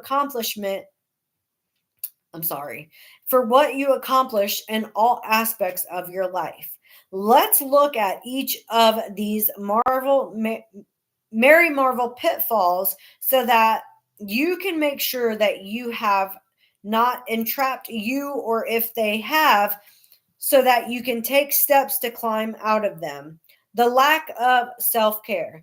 Busyness or workaholism can be a form of self destructive behavior, similarly to alcoholism, drug, or food addiction.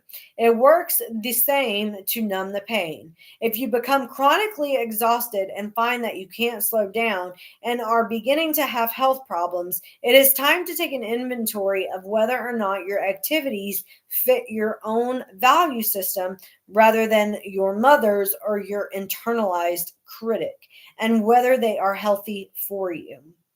Looking strong and invulnerable on the outside may be an attempt to escape the emptiness and pain of feelings of unworthiness on the inside. Here are some women who have begun to come to terms with this behavior. Summer feels valued for what she does rather than who she is. I'm a workaholic. I'm like this because my mother trained me to be. I don't know how to stop. It's affecting my health. I have MS, 9 breast biopsies in the past few months, irritable bowel syndrome, can't keep weight on, and arthritis. I work full time, have a side business of 4 accounting clients, am a Girl Scout troop leader for my daughters, youth athletic coach, make jewelry, and can vegetables. Everybody looks at me for what I do, not realizing there is a me inside of here too. I can't sit down.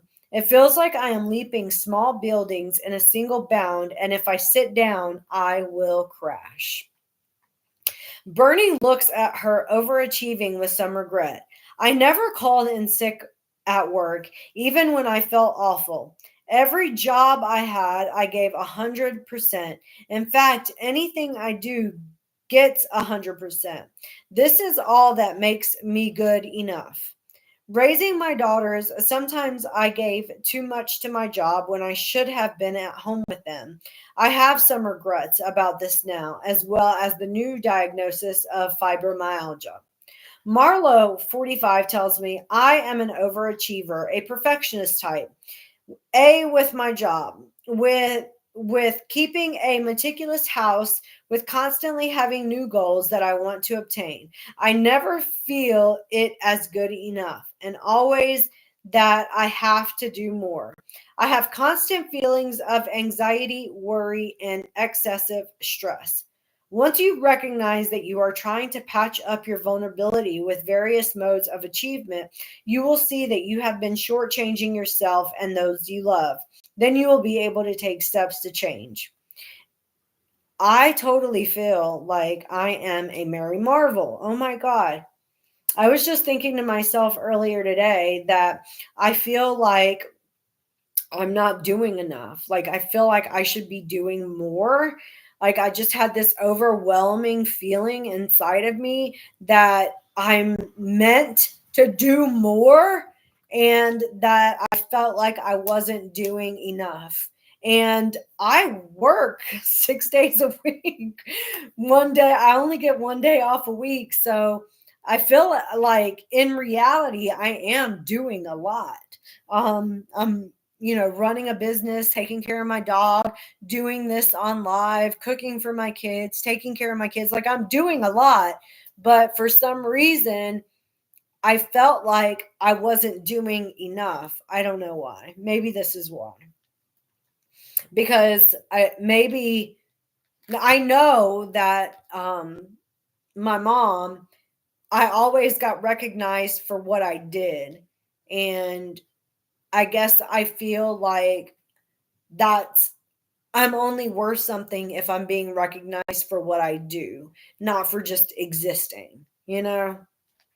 I'm going to work to change that. I exist, and I can just exist and be worthy to just exist, right? Internal versus external validation. The need for validation can be a catch-22. If a child did not receive validation in her early developmental years and as a young woman, she is not able to validate herself. She often succumbs to the lure of doing more and trying harder in ways that bring validation from others. I can attest that that's actually, yeah, that's definitely me. This is an unconscious seduction because Mary Marvels are almost always highly skilled and competent. It is therefore not difficult to obtain external validation from family, friends, work, or society in general. The praise appears to fill the emptiness, but relying on external praise can also create anxiety because it is an external validation. The daughter does not own it or control it, and it can be taken away from her at any time. If she does not continue to accomplish, it will also disappear. When you learn to rely on yourself for validation, on the other hand, you rest peacefully at night. You will be learning more about how to do this in the recovery section of the book. But let's look closely now at why you find it so difficult to give yourself credit. Am I arrogant? Many daughters are afraid to give themselves credit. On the rare occasions when they do, they feel as if they are behaving like a narcissist, or at the very least, acting arrogant like their mothers. If you are worried about emulating your mother in this way, remind yourself that the true narcissist has a grandiose sense of self importance, exaggerates achievements and talents, expects to be recognized as superior without achievements. The narcissist is arrogant in the narcissist is arrogant in disingenuous ways, and most times with nothing to back up the bragging spree. She needs to make herself look bigger than she really is because she feels inadequate. See the difference? But most high achieving Mary Marvel daughters have a ton of very real achievements because they have worked so hard. It is not narcissistic to be proud of your achievements and accomplishments. You do not need to brag, but give yourself the credit you deserve. By giving yourself credit where credit is due, you can help slow down the rat race of do, do, do. Feel good about what you have already done. Am I an imposter? Another reason high achieving Mary Marvels have difficulty giving themselves internal praise is a fear called the imposter syndrome. Someone who suffers from the imposter syndrome is unable to accept and claim her accomplishments no matter what level of success she has achieved or maintained.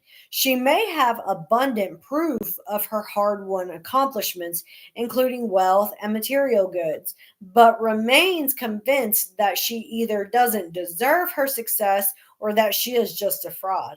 She dismisses outward signs of accomplishments as just luck or good timing. An imposter usually feels as if she has been deceptive, having made others think she is more intelligent or skilled than she believes herself to be. Most people who admit to feeling like imposters are women, although there is some evidence that many men feel this way too. High achieving daughters of narcissistic mothers are at a great risk for the imposter syndrome because we were raised to feel we were never good enough. When a woman does not feel worthy internally, she believes that she is undeserving and cannot accept success or recognition. Hey, India. Lonnie, 46, a very bright, accomplished owner of her own clothing company, puts it this way: I have a knack for appearing competent when I don't really think I am. I'm always worried that someone will find out I'm not very good at my job. I just know how to put on a good show. This bothers me, and I know someday someone will find this out and call me a fake. Ellen, 57, a successful real estate agent, does not attribute her success to her own efforts. Every time I make a big sale, even though I know I worked my butt off, I regard it as luck or just a fluke that the money came my way once again and predict that the next time will be a failure. Karina, 38, recalls how she felt right after receiving her PhD. I actually wrote the damn dissertation, but believe me, I won't ever let anyone read it. I don't want anyone to see how dumb it sounds. It is amazing I got that degree. Maybe my field is a particularly easy one, or the professors felt they had to pass me after all this time. In the above examples, you see how women discount their real successes. In addition to these tendencies, high achieving daughters tend to disparage themselves and play down their positive attributes because they fear that someone will find them arrogant. This behavior is a holdover from growing up as the target of a mother's envy. An article titled Introduction of the Imposter Syndrome details some narcissistic family dynamics. Attitudes, beliefs, indirect and direct messages that we receive from our parents or from other significant people in our lives early on may have contributed to the development of imposter feelings. Certain family situations and dynamics tend to contribute to imposter feelings when the success and career aspirations conflict with the family expectations of the gender, race, religion, and age of the person. Families who impose unrealistic standards, families who are very critical, and families who are ridden with conflict and anger. High achieving daughters with the imposter syndrome are at a great risk for generalized anxiety, lack of self confidence, depression, frustration related to inability to meet self imposed standards of achievement, and cannot usually stop proving their worth until they work through through a recovery program. Even after extended and repeated experiences of success, the imposter feeling does not appear to lessen. This is the lasting power of internalized messages. Incredibly competent women share the following stories. Lillian wants to relax and rest on her laurels, but cannot. I could never measure up as a kid. If I brought home a B, it was always, where's the A? If I cleaned the bathroom, I had to redo it because it wasn't clean enough. Now, as an adult, I am a successful screenwriter and should be able to finally feel some success, but I never give myself credit because I never know when the next shoe will drop. Something could happen that would make me something would happen that would make my proud self sit in shame once again. Cassidy always questions herself. I went to medical school and did very well. I have found a deep passion in helping other people and love my job. People call me doctor and even look up to me and ask me for my help and advice. Even though I can see I have these important skills now, I wonder if I dare allow myself credit for all this hard work. I am a high achiever and I always have been, but mother always warned me, don't get a big head. Layla, 59, makes certain that she takes care of herself, but though I feel good enough at times, it never lasts long. My self esteem can get shattered easily. Self doubt is but a thought away. My husband often says to me, do you have any idea how awesome you are? I am truly astounded that I get awards. Why would they pick me? My resume is about 6 pages long, but I can't even say you go girl to myself. Jeannie, 45, reports, the odds were stacked against me. I had no support at home. I got validation at school. I would enter speech contests.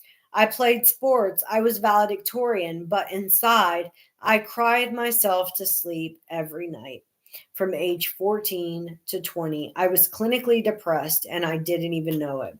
School was my outlet. That is where people would say I was smart and okay. I would accept my awards with my head down and hunched over. I covered myself with a lot of clothes in my teens. I had a nice figure, but I wanted to hide from people. No confidence, really. I was so modest. I could not strut my stuff, or my mother would have emotionally abused me. I still underplay myself to others. No one gave me any guidance. In business, I managed to go from nothing to making it in the corporate world with no insight in how to do it. I am in public relations and am a seasoned professional now. I know I have worked hard, but I always feel like a fraud, like an imposter, putting myself down. It is an exhausting way to live. The narcissistic mothers of these talented, seasoned, and even wise and self aware women hijacked their young accomplishments. But now they continue to do this to themselves. I find comfort and inspiration in this favorite passage by Marianne Williamson and hope you will too. And I hope you will start the recovery process in part 3. I think this is the passage that she's talking about. Our deepest fear is not that we are inadequate. Our deepest fear is that we are powerful beyond measure. It is our light, not our darkness, that most frightens us. We ask ourselves, who am I to be brilliant, gorgeous, talented, fabulous? Actually, who are you not to be?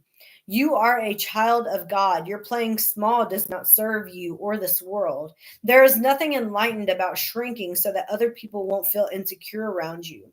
We are all meant to shine as children do. We were born to make manifest the glory of God that is within us. It's not just in some of us, it's in everyone. And as we let our own light shine, we unconsciously give other people permission to do the same. As we are liberated from our own fear, our presence automatically liberates others.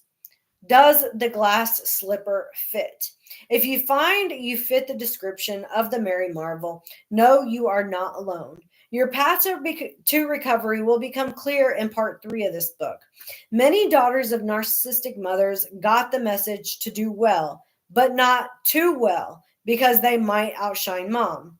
I don't want to give you a mixed message too, so let me say again that your accomplishments are truly a marvel. You have overcome great odds and are an amazing woman, and now you need to take care of yourself and give yourself the credit you deserve. Then you will be able to enjoy the marvel that you truly are and cherish yourself as you deserve. I think I really needed to hear this last part because I have done so many wonderful things for myself, but have not really allowed myself to kind of boast about it, because I didn't want to seem like I was bragging or anything like that. But it is okay to work hard for the things that you have and be proud of the things that you have. If you've ever had to recover from drugs and alcohol, that is not easy. Be proud. Be proud of that for every day. If you have a business, be proud of that. If you are a mom and you are taking care of a family, be proud of that. Be proud of everything that you do, because we should be. We should be proud of everything and give ourselves the credit that we deserve, because we have to give it to ourselves in order to be able to receive from other people. We have to learn how to receive from ourselves.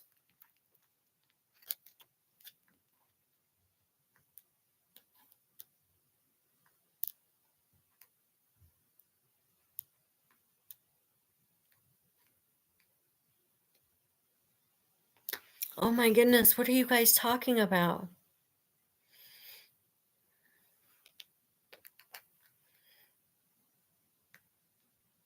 Uh, was she bothering your phone call, Buffy?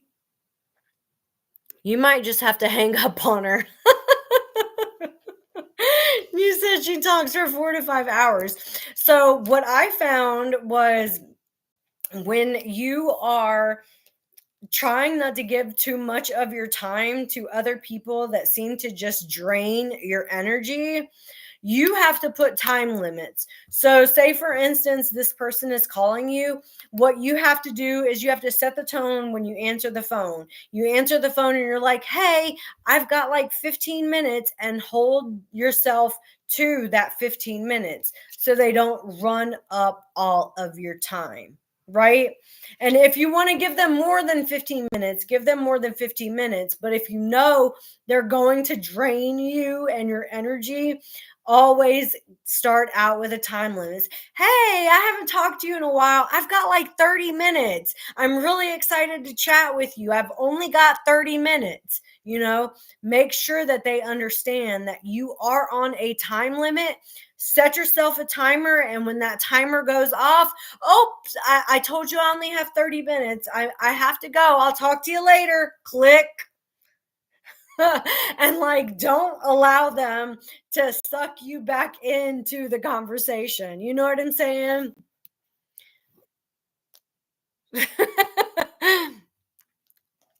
That's so funny.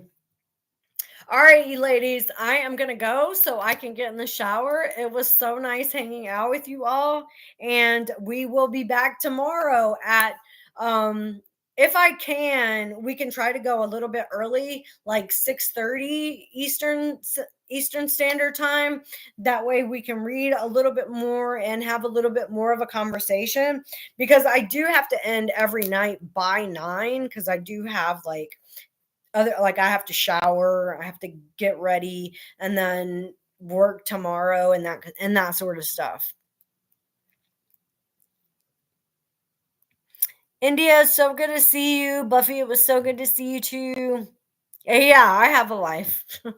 I do have a life. And sometimes it's busy. And Kimber, quiet. Lay down. Shh. Quiet. Shh. Shh. Shh. Shh. Shh. Good. Quiet. He's so loud. He sounds like he sounds mean, right? But he's not. He's just very loud. People are really scared of him because he is so loud, but he's not mean. All right, I'll see y'all tomorrow. Good night.